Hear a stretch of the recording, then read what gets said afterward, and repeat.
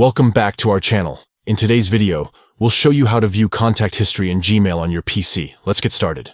Step 1.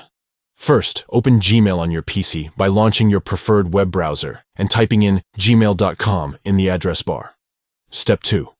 Go to Google Contacts by clicking on the Google Apps icon at the top right corner and selecting Contacts. Step 3.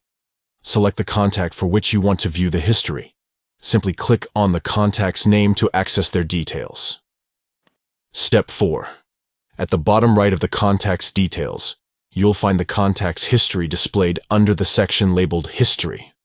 And that's it. You have successfully viewed the contact history in Gmail on your PC.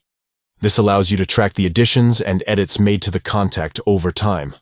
Thank you for watching. If you found this video helpful, don't forget to give it a thumbs up and subscribe to our channel for more useful tutorials. See you in the next video.